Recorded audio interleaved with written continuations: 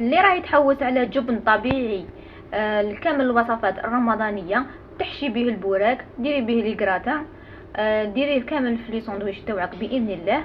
ناجح 100%، اقتصادي، طبيعي طبيعي في نفس الوقت. ما فيش كامل مكونات، ما فيش مكونات بزاف، مكونات تاعو اقتصاديه متواجده في كل بيت. ما فيه لا نشا ولا فارينه ولا حمض السيتريك، يعني قلت لكم بمكونات متواجده في كل بيت. راح نستعملوا هنايا 4 لتر من الحليب المقنن، يعني مش حليب البقره ولا حليب المقنن. نستعملوا هنايا 4 لتر كما راكم تشوفوا. فرغتهم في القدر نتاعي. هنا القدر يكون شويه كبير باش يثبت لكم 4 لتر على نار تكون قويه. هنايا حطيت القدر نتاعي وخليته حتى يسخن الحليب تاعنا تماما، يعني كي ديري صبعك ولا تلقايه سخون. جبت هنا نص كاس تاع خل ابيض يكون بدون نكهه، يكون بدون نكهه، لانه النكهه هنا يكون يجي فيه نكهه ريحه الثوم ولا راح يعطيكم ديك الريحه ما يجيش شباب. وتقعدوا تخلطوا فيه كيما راكم تشوفوا هكا غير بشويه. هنا راني مسرعه شويه الفيديو، التحريك يكون غير بالعقل. كاين هنا اللي يقولك بلي ما تحركش، هو خطا. انا مو يلزم اتحرك، لانه الخل كي ديرو يقعد من الفوق ما يهبطش للتحت. هنا كي نخلطوا هكا خلوه يهبط الخل تاعنا حتى للتحت، وتبقاو تخلطوا فيه كيما راكم تشوفوا حتى تشوفوه انفاصل الجبن عن الماء تاعنا، والماء تاعنا يرجع اللون تاعو اصفر كيما راكم تشوفوا. هنايا نطفي عليه ونبدا نصفي في الجبن تاعي. انا الطريقه تاع التصفيه نتاعي هنا نصفي بهذه الطريقه، يعني بالصفايه نصفي بشويه ونفرغ في القدره نتاعي اللي راني رايحه نكمل فيها الوصفه نتاعي كيما راكم تشوفوا. لاني حاجه الاولى ما عنديش انا قدره اخرى ترفد لي 4 باش نصفي فيها 4 لتر هكذا تاع الماء. وثاني ديك انا ساعدتني هذه الطريقه احسن واحسن. كما راكم تشوفوا هكذا تقطروا، تحاولوا انكم تقطروه مليح وتصفوه مليح هكذا حتى تكملوا تصفوه كامل. بعدها الجبن اللي صفيته اللي كان في القدره عاود درجته في الصفايه، زدت عصرته مليح كامل يعني على شكل كتله واحده. عصرته مليح من ذاك الماء، نحاولوا اننا نعصره مليح ونكملوا هذه العمليه. لازم كل حاجه تكون سخون في سخون، يعني ما نخلوش الجبن تاعنا حتى يبرد باش نروحوا نرفعوه بالبرا. لا نصفيه ثم كما راكم تشوفوا لازم بالخف، يعني تكون خفيفه. نصفيه ودوك نروح للمرحله الثانيه. المرحله الثانيه هنايا درت ملعقه كبيره ونصف تاع المارغرين، اي مارغرين عندكم. ديت نص كاس من الماء من المثل اللي صفيت منه الماء، درت له ملعقه صغيره ممسوحه من الملح وملعقه تاع خميره الحلوى، ملعقه صغيره تكون معمره شويه، ونخلط مليح كما راكم تشوفوا ونفرغ الخليط مع الجبن تاعنا. دوكا نجيب البران تاعنا ونبدا نميكسي فيه. هنايا البنات اللي يلزم البران، يعني ما تروحوش تستعملوا الميكسور وتقول لي يعني ما تصفاش مليح، يعني ما ترحاش مليح، يلزم البران.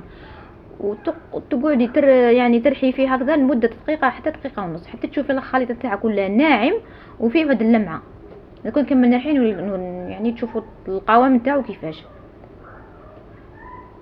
ترحي هكذا بالبرا مليح حتى قلت يولي فيه واحد اللمعه ويجي املس، يعني ما فيش يعني كي تمسي بيدك ماشي يحرش هكذا مده دقيقه حتى دقيقه ونص.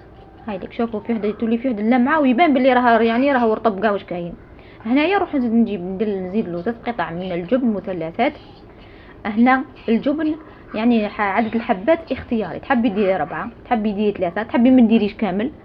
يعني هو راه هنا هكذا في المرحله هكذا بلا جبن راهو هاد الريحه ما نحكيلكمش ولا اروع.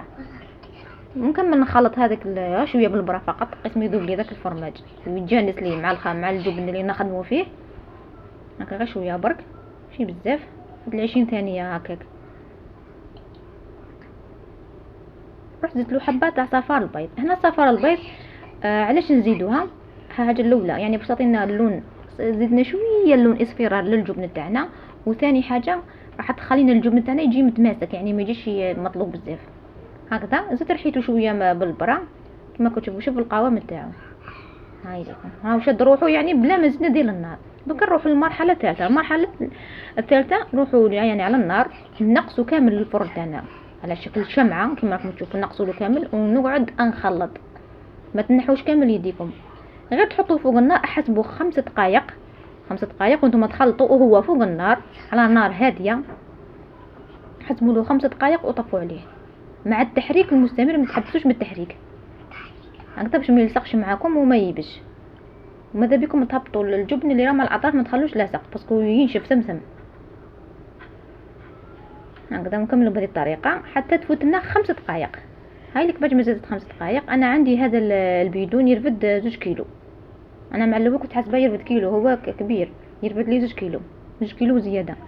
فرغت الجبن تاعي وهو سخون، فرغته في البيدون تاعي وغطيته بالسيلوفان كما راكم تشوفوا، ويلزم هذا السيلوفان الوجه نتاعو يمس الجبن تاعنا، ما تغطوش من فوق، غطوه مليح تماما. وديروه في الثلاجه، يعني دخلوا للثلاجه على الاقل لمده 6 ساعات. 6 ساعات هو يجمد، هو يبرد يعني في الثلاجه من تحت ماشي من الفوق. بعدها يكون جاهز للاكل، يجي متماسك ويجي طري والبنه تاعو هنا الجبن تاعي راهو جاهز. للامانه خليته فقط 6 ساعات، يعني ما خليتوش الوقت الكافي، نورمالمون يجي متماسك اكثر من هكا. المهم جربوا هي البنات، ما تنساوش جرباتو تخلي لي تعليق وتمد لي رايها في لي كومونتير، ونقولكم نتلاقاو في وصفه اخرى ان شاء الله. مع السلامه.